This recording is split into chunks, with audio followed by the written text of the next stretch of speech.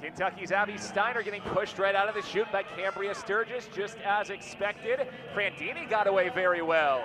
It's Jenna Prandini coming off the bench. She's out in front. Steiner trying to close on her. Jenna Prandini and Abby Steiner, and here comes Steiner blowing by the world leader and NCAA champ, Abby Steiner, into the final with Sturgis and Prandini joining her. This is why she's already the world leader in this event. She is running this race very technical with her form, but her race strategy is superior. Those other ladies look great. Cambria has a great start, like I said. Jenna Prandini can finish very well. It just comes down to the last 20 meters of who's going to be in front. Justin, in the semi, shutting it down at the end, Abby Steiner just matched her world lead of 21.80 win legal. She's not playing. She wants to come out and show everybody that not only she can do it in NCAA, she can do it in the seniors. You know, she was not out in front here, so as you watch this back half, what was it about how she finished that moved her out to the front? Well, I don't think that she was really predicting that Jenna Prandini was going to have a great start like she did. So she had to stay poised and stay calm coming into the second 100 and started eating up real estate to be able to get back in front. And it looked like Prandini's plan there was to run a hard 100 and then just be able to bring it home? Yeah, it looked like she wanted to run a hard 150 and be able to see exactly where she is, and she came through as well. All right, so it is Steiner, Sturgis, and Prandini grabbing the automatic qualifying spots. Akila Mitchell, 22.44, and Shania Collins, 22.45 in fourth and fifth. They're on the bubble as we move to the second heat of two. And this feels like this is a heat that is going to be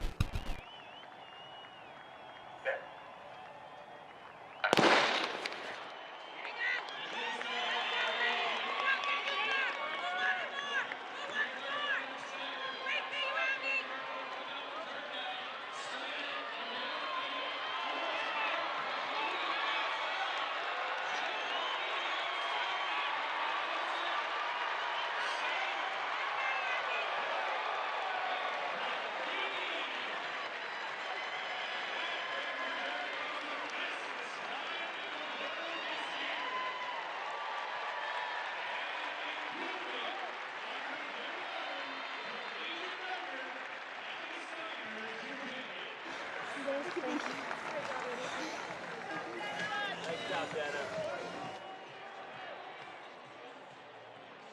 Thank you. You too.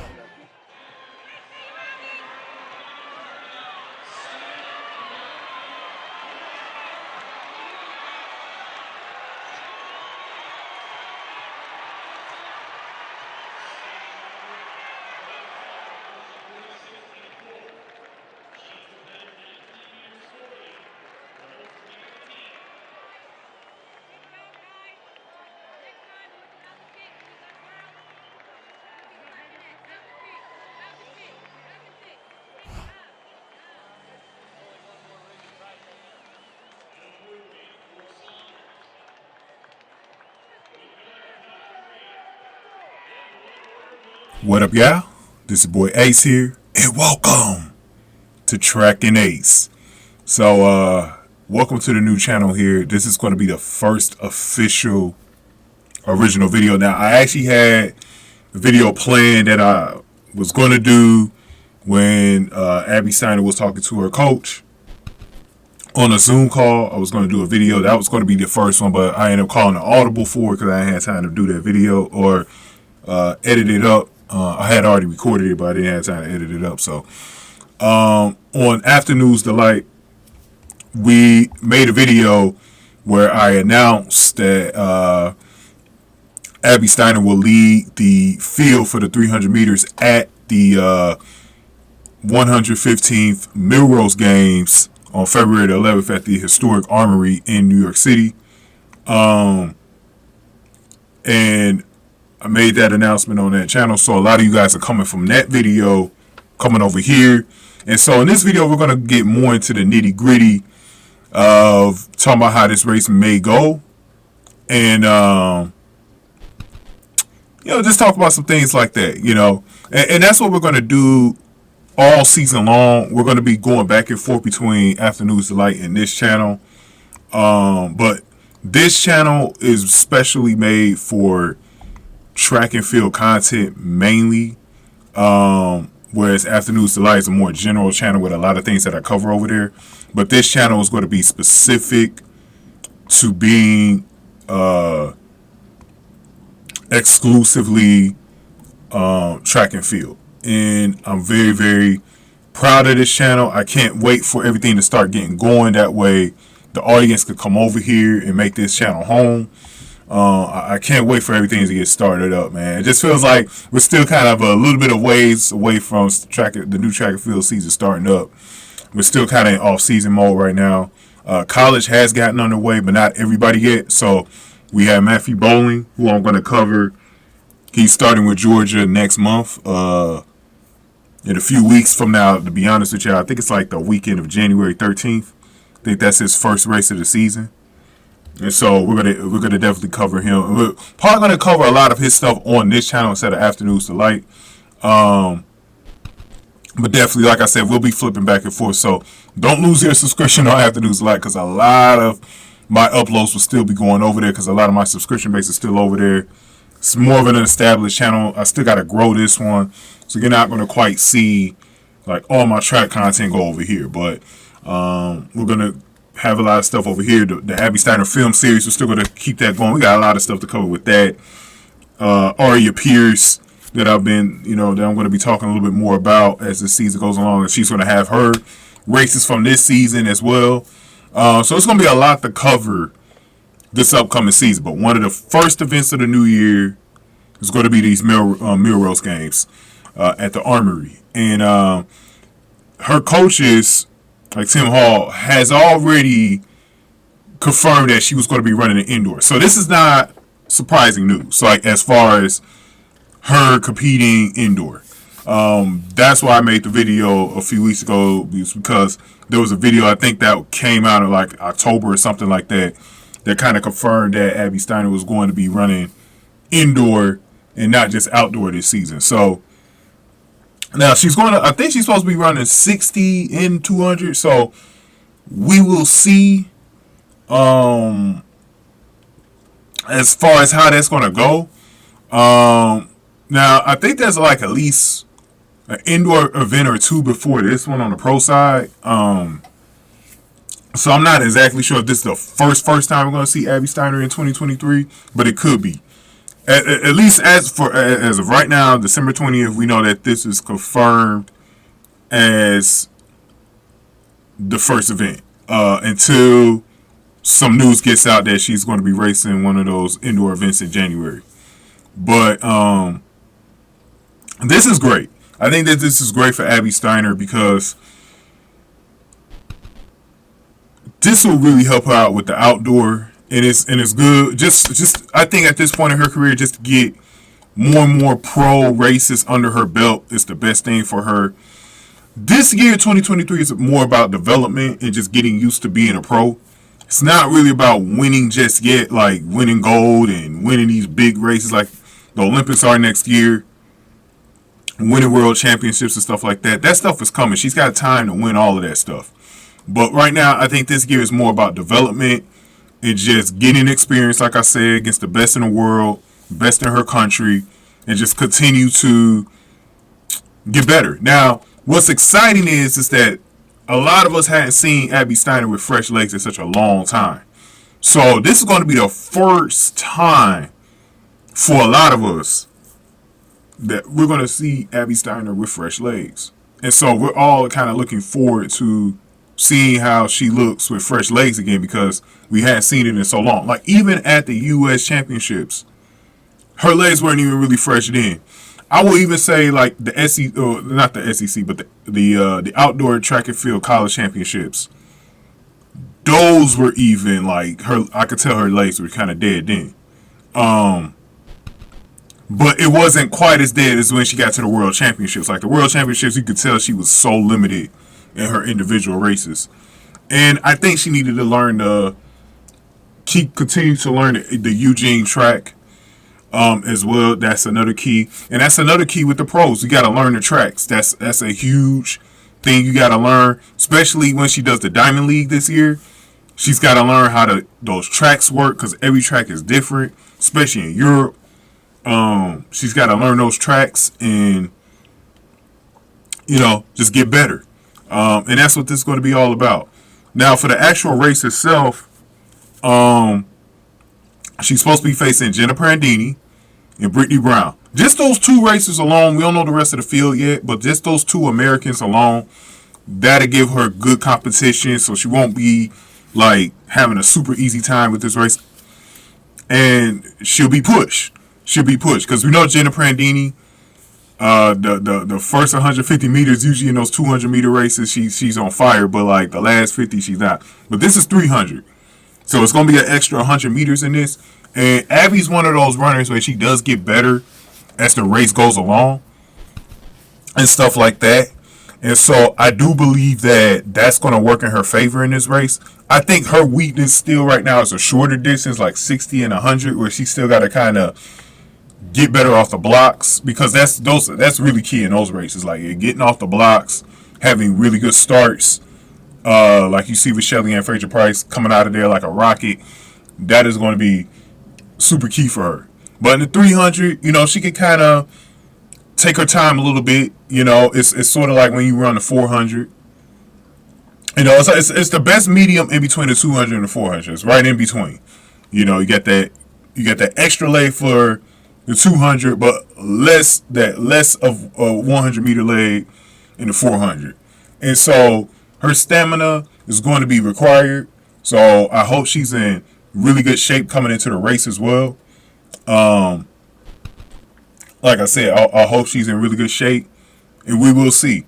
Jenna Prandini, I'm glad she's running this. I actually want to see where she finishes in this race. Is she going to be ahead of Brittany Brown? She's going to be behind Brittany Brown. We are going to do a full preview the week of the race, so that whenever we know who else is competing from the rest of the world in this race, it's gonna probably dictate how I view where everyone's going to get placed at. But just those 3 names alone right now, I'm going to tell you right now, Abby will likely beat Jenna and Brittany. It just depends on how close the race is. I definitely think Abby Steiner is going to come out. I think with the fresh legs too, she's going to come right out of this season just dominating. I think she's going to be a dominating force on the indoor scene. Outdoors, she's going to be she's going to have her hands full with the Jamaicans. You know what I'm saying? Like, she's going to have her hands full. So she's not going to win a lot of those races, to be honest. Like, but I do think like Abby's probably going to take some races that are like maybe more like American-based events. I think she's going to take some races where they're not always like international events. And you're going to see her finishing first a lot too, though. But I think it's going to be, we're going to see her develop throughout the year. And I think by the end of the season, you'll see the best version we've seen of Abby so far. Even through her college run. Like, we're going to see the best version of her because her legs are going to continue to get stronger as she ages. Going to lose some more baby fat. And she's going to tone up more.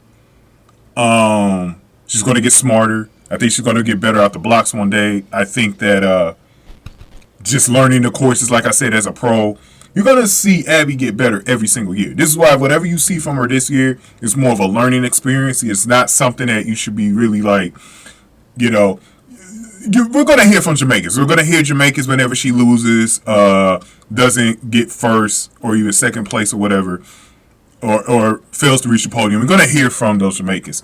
Don't worry about them. They are intimidated by this girl. They're scared of this girl. So don't even worry about what they say about her. They're going to be wrong in the long run by her. But I think she's going to prove a lot of them wrong if she has success here on the indoor scene right away. And I do, like I said, I do predict that she will win. Now, some of the record holders, so her own record was 35.80. She was very close to having an American record, which has been sealed by Cornera Hayes at 35.71. The all-time mark is 35.45 by Shawnee Miller-Weibo. So it's not a difficult record to catch. Abby is so close to 35.45. When it's all said and done for her whole career, she will probably be below 35 seconds flat, maybe even below 34. I think she can peak right around 30 seconds. She's probably going to be the first woman in history to really be that close to 30 seconds, bro. In my opinion. I do. I really do believe she will be very close to 30 seconds. She's got the speed. She's got the. I think one of the things about Abby is she's also a smart runner. And she's going to get smarter with age, where she's just going to pump this out and be an all-time great. I mean, in the 300-meter event. I really do think she's got a chance to have a record that's not going to be broken for a very long time. Shawnee Miller-Weibo's record, by the way, is about 5 years old because it was in 2018 when she got it. So, those things are very, very interesting. I do want to say this too. Will she get it this year? I'm not sure. I do think she could beat her own record, but I will have to see. Like I said, she's got fresh legs for the first half, so anything's possible when she has fresh legs. We could very well see both records shattered as early as this season. If we don't see it shattered this year, it's definitely going to happen next year, I believe. It just depends on, because like I said, she's got to get used to running at that Armory. I think she competed at the Armory in high school. I can't remember.